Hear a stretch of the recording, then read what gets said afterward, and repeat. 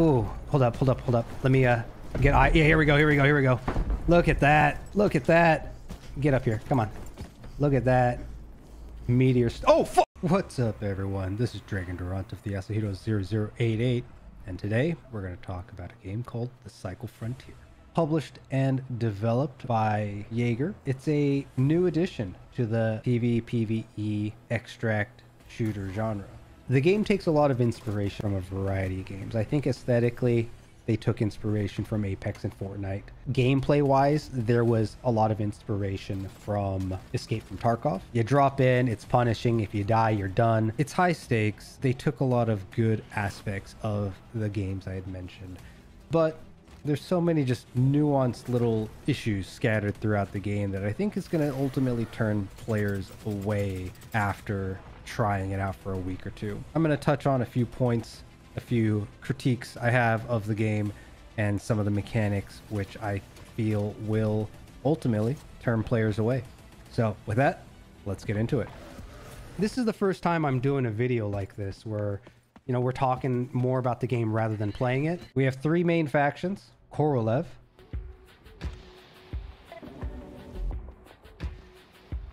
ICA,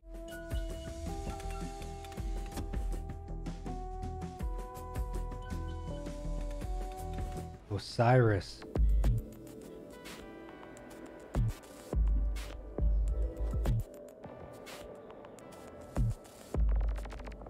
overall, the factions, the vibe, the flavor, the fluff, I like it. I really do. It's very thematic. The sheer sense of scale that you feel in Fortuna Station is frankly pretty incredible if you take a moment to just simply look up. You get close and you can kind of hear the thunder.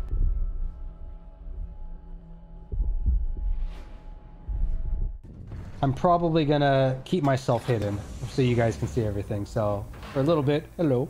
For a little bit, goodbye. All right, so that was the drop pod. Jumping into Frontier, you come down in these little pods, and if you're in a group of up to 3, I believe was the max, you drop in and you're in the world. Now, I really like what they did with the server. This is always an issue when it comes to extract shooters, which is the game times, right? Queue times, server length. Other games like Tarkov, where you drop into a game and players might be scattered in various times. Whereas in Cycle, the server is live, I believe they said for, it was like 4 hours or 6 hours, right? So it's actually live for a while.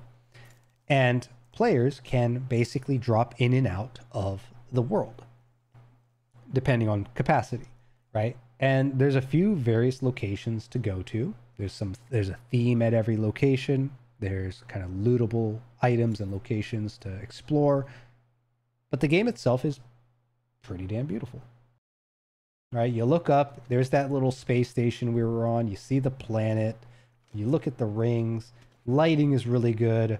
The weapons look pretty good. The environment is beautiful and pretty diverse. You never know when players are going to drop in, drop out. You never know when you're going to encounter somebody. Oh, there's a pod. Yeah. So just like that, players can hot drop into the map. It's super cool. But much like Hunt Showdown, there is a lot of sound that plays a role in this game.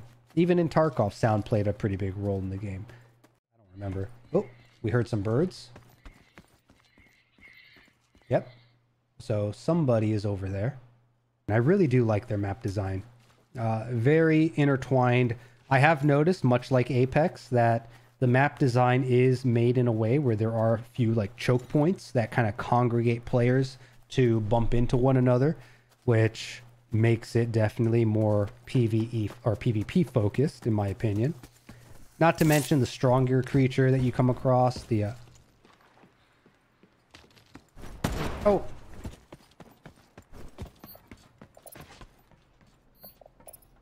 Take it easy. Don't shoot.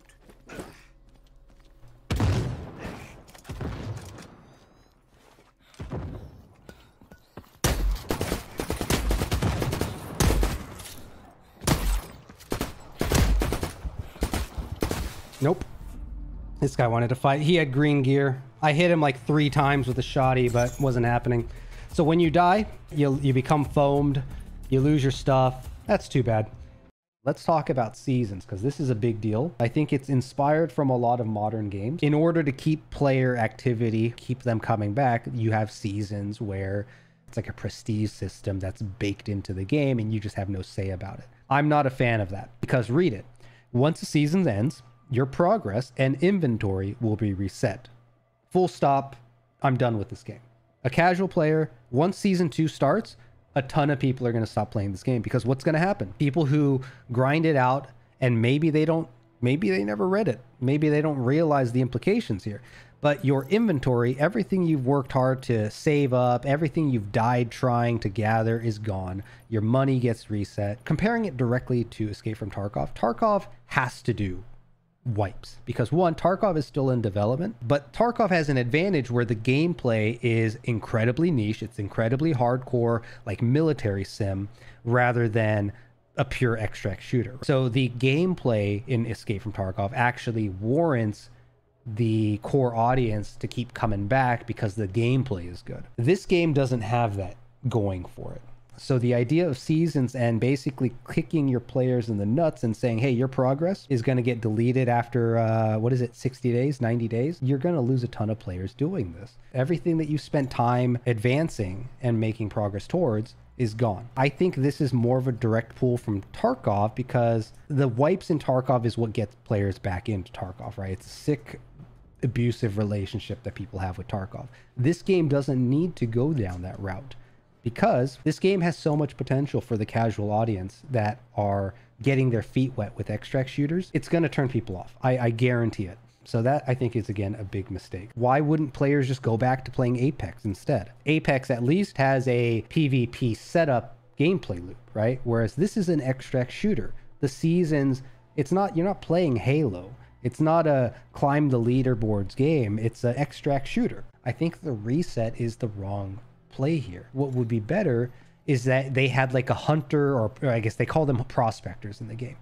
They should have done a reset with like, who is the best prospector? Like, who is the prospector that has mined the most? Who's the prospector that has killed the most monsters? Who's the prospector that killed the most players? And that could be what people strive for when it comes to seasons. Telling your players that, hey, we're gonna just reset your game every 90 days is gonna be a huge turnoff, because again, this game doesn't have a step up from other extract shooters. The only thing this game has going for it in that regard is the fact that it's free to play. There's really no incentive to grind out the battle pass unless you're a huge fan of this cosmetic style. In every 10 items, only one of them is really worth like picking up. Why are you giving me materials? Like, this should be like a daily mission. This shouldn't be part of the battle pass. Like, I don't know who's designing their skins, but I'm not overly sold on their design here. I think they're just like, let's just try throwing a bunch of colors and maybe it looks cool. I don't know. As much as I dislike the battle pass system, I mean, at least like Halo Infinite, for a comparison, actually has some neat looking gear to strive for. Whereas in this game, let's go to the opposite end. Let's go to the rear. Why is it so colorful? In a game where the environment is a threat and players are a threat, like, how many of you guys like this look? I'm not a fan of this look. Now, insurance. This insurance system is dumb. This needs to be looked at again. So you have 2 types of insurance. You have standard insurance, which you get a certain payout if you die. But to insure the item, you have to pay for it. So you have to pay for it to get the insured flag. And if you lose that weapon in game, you'll get a fraction of that back. Overall, you're paying to get a little bit of something back. This system could be gone from the game and it would make 0 difference. The inclusion of it is only adding useless button clicks before you can play the game. It's requiring additional actions for no real benefit, because the payout is also... it only amounts to like 30% of your gear, because if you account for the cost of the gear and the cost to insure, it's a small bonus back. It's a nice to have, but why? It's just a useless, dumb feature with no value. Now, what would have been valuable is the ability to get your items back, which is what Tarkov does, right? And again, this is a monetization design that I severely disagree with, where they have these insurance tokens, which again reset after the season. So I could use a token to insure the gear, and if nobody picks it up, it'll get delivered back to me. Cool. Use the insurance tokens. You may as well, especially if you have like a really strong piece of gear that you hope the person who killed you isn't going to loot. But that said, if you don't have any tokens, you got to use the IRL currency, which you get a little bit through the generators back in your hab. So you have a way to acquire them. But why? Why have this system at all? Why is this a mechanic in the game? Gear salvage makes sense. Standard insurance does not. Monetizing gear salvage is stupid. Like, is this the world that we're going to live in, gamers, where you pay $1 for every little thing? We're literally going to head in the direction of, hey, you're out of ammo, but you can call a supply drop that gives you ammo and instantly reload your weapon if you pay $1 or $3 right now. Like, that's literally what is slowly happening with these monetization designs. This token system is used. There's no point. This is a shit mechanic. This is anti-gamer. Knock it off, devs. Fix it. Get rid of the standard insurance bullshit. Or even, you know, even like white gear is so useless. Just make white gear the standard gear that you start with. Like, give players the ability to choose what their standard equipment is, what type of standard white armor they want, and adjust the rest of the game to better quality weapons. Like, there's so much more, there's so many different directions they could have gone with this. It's really frustrating.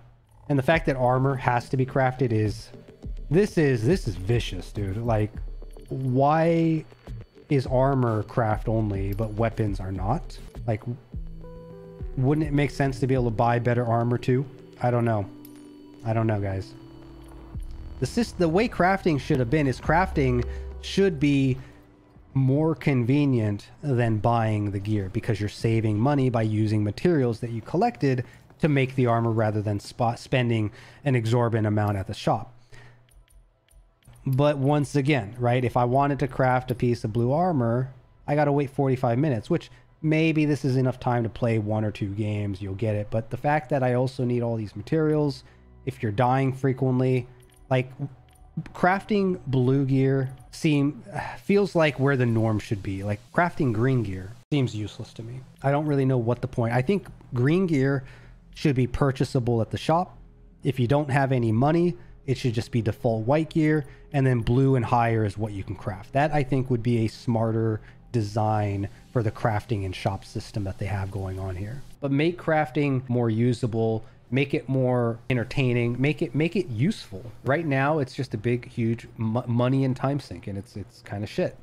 I like the simplification of the armor system in comparison to a lot of other kind of loadout PvE extract shooters, but players who have better gear are just flat out going to destroy people who don't. I think the casual player is more likely going to be running around with nothing higher than blue. And if you come in with blue armor and a purple weapon, you're pretty much going to dominate everybody, which, again, welcome to Tarkov, right? This is the Tarkov effect, where at least in Tarkov, however, you have very fair time to kill. This game, however, because it simplifies everything and it's pulling, I think, more inspiration from something like Apex when it comes to combat and time to kill, you start seeing a bit of bullet sponginess. And this is especially true when it comes to the PvE aspect of the game, which I think this game would have seen a lot more success if they advertise it as a PvP game where you drop in with people. It's a living world, but you would fight monsters. It'd be like monster hunting almost.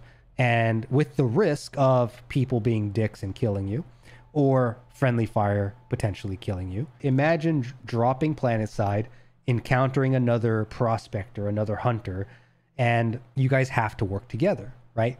And how do you do that? Right now, there is no reason to work together. This game gives you no reason to be friendly towards other players other than for purely the fact of avoiding conflict. if they made the game PvE focused, they could have seasons rotate through various maybe map pools in the future.